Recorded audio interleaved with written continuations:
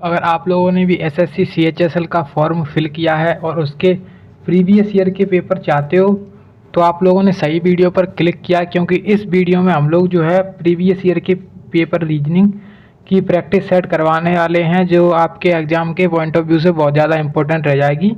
तो चलिए वीडियो को स्टार्ट करते हैं।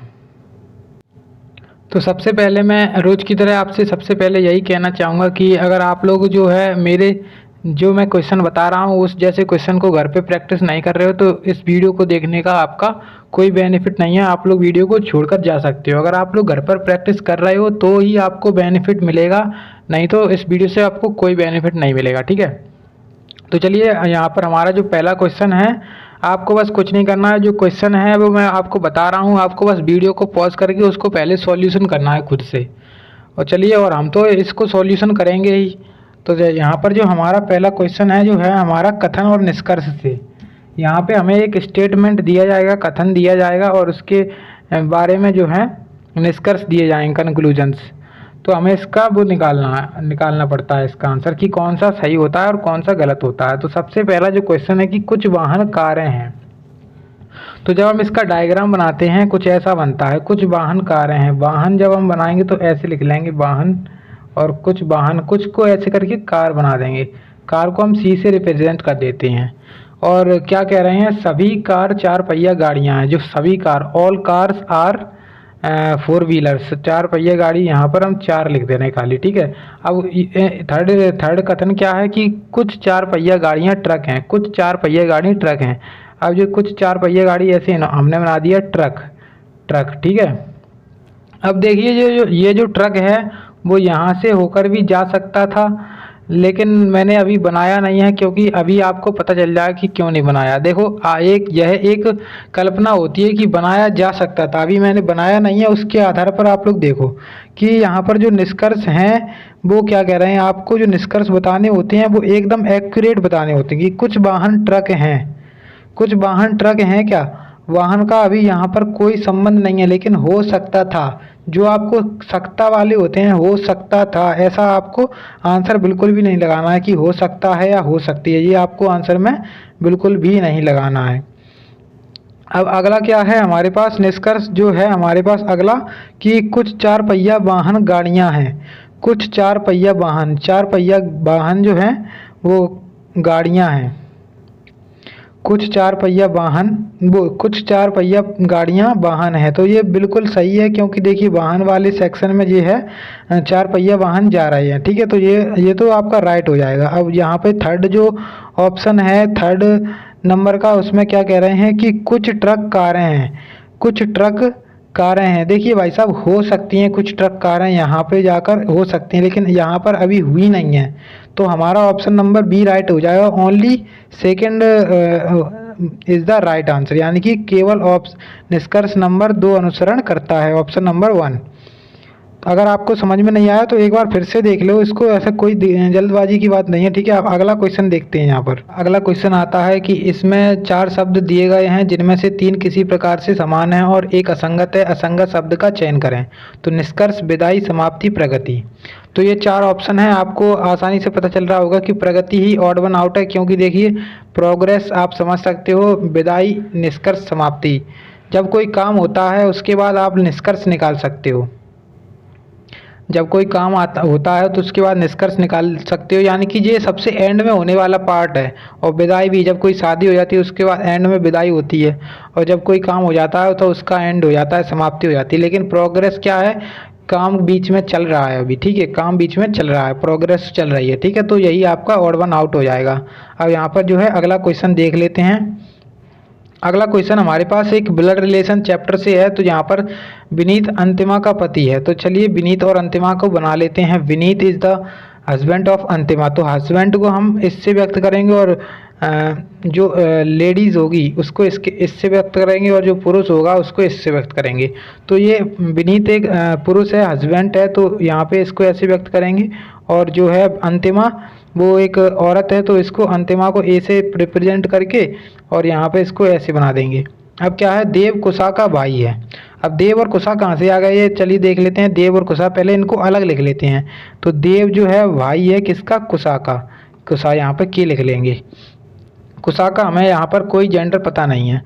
अब यहाँ पर क्या कह रहे हैं, शालिनी कुसा की माँ है। चलिए यहाँ पर जो माँ की माँ है, शालिनी कुसा की माँ की माँ है, कुसा की माँ की माँ है। अब देखिए यहाँ पर जो है कुसा वाला जो है हमें थोड़ा इधर लिखना पड़ेगा। देखिए कुसा यहाँ पर थी और कुसा की माँ यहाँ पर होंगी और उसकी माँ कौन है, शालिनी। शालिनी, शालिनी को हम एस से रिप्रेजेंट करेंगे। अब यहाँ पर जो है कुसा का भाई कौन था, कुसा का भाई था देव। देव इसका भाई था, तो देव यहाँ पर जो है, अब यहाँ पर क्या कह रहे हैं, देव विनीत का पुत्र है। विनीत का पुत्र है देव, विनीत का पुत्र है कौन, देव। देव इनकी विनीत की पत्नी कौन थी, अंतिमा। अंतिमा यहाँ पर आ जाएंगी क्योंकि अंतिमा जो है विनीत की पत्नी है और देव की बहन है कुसा। कुसा की माँ हो जाएंगी अंतिमा और अंतिमा की माँ हो जाएंगी यहाँ पर एस यानी कि शालिनी।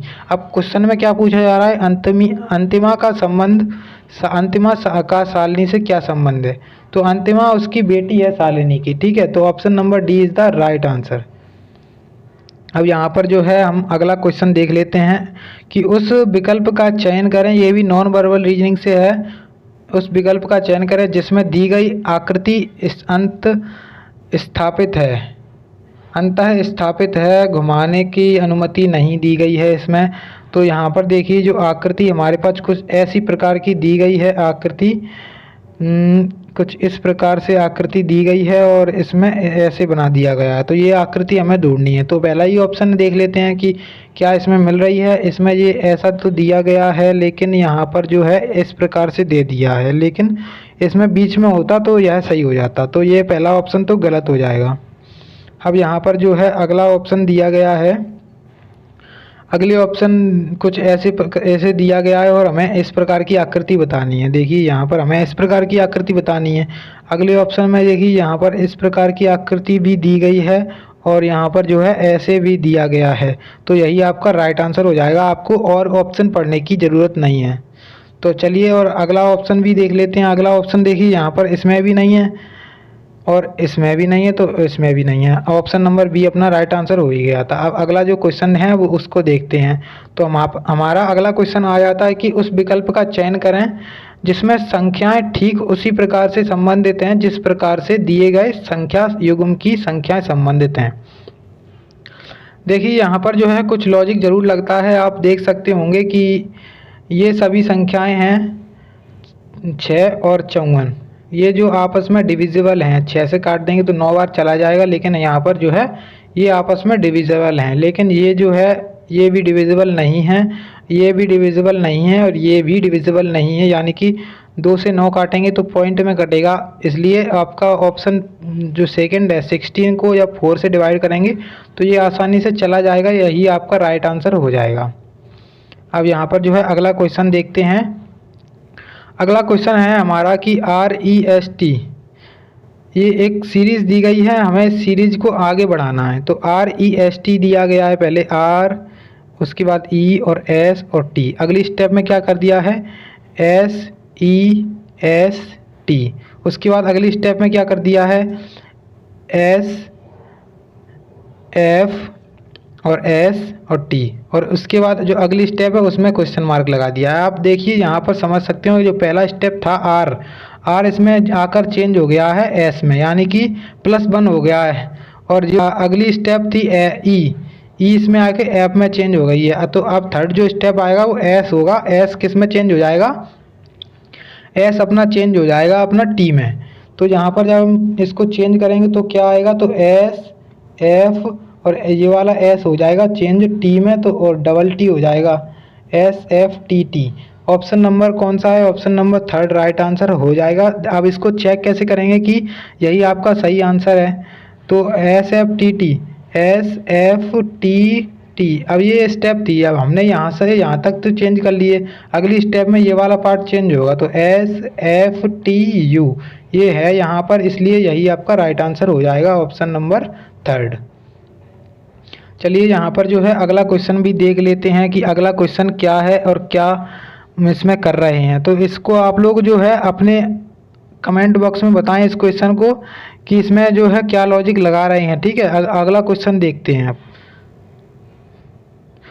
यहाँ पर जो अगला क्वेश्चन है कि अगला क्वेश्चन क्या है, उस विकल्प का चयन करें जिसमें ठीक उसी प्रकार से संबंधित है जिस प्रकार दिए गए शब्द युग में संबंधित है। जिस प्रकार विश्वास का और श्रद्धा का संबंध दिया गया है उसी प्रकार हम ऑप्शन पढ़ेंगे और आंसर लगाएंगे। खुशी और सफलता में हमें यहाँ पर कोई संबंध नहीं दिख रहा है। निष्पक्ष और संपूर्ण में भी कोई संबंध नहीं दिख रहा है। वेतन और रोजगार में भी कोई संबंध नहीं दिख रहा है। और घृणा और अरुचि, यहाँ पर जो है एक संबंध दिख रहा है जो कि है सिमिलर वर्ड। घृणा का अर्थ भी होता है आप किसी से नफरत या फिर आपको अच्छा नहीं लग रहा है वो। और अरुचि क्या होती है, अरुचि आपको उसमें रुचि नहीं है, आपको अच्छा नहीं लग रहा है, तो यही आपका जो है राइट आंसर हो जाएगा। ठीक है, अब यहाँ पर जो है हम अगला क्वेश्चन देखेंगे। अगला क्वेश्चन क्या है कि इंटरेक्ट को TINIRETCA लिखा जाता है, तो सैटरडे को क्या लिखा जाएगा। तो चलिए इसको भी देखते हैं। INTERAC और T, इंटरेक्ट को यहाँ पर इन्होंने क्या लिखा है, तो TNIRE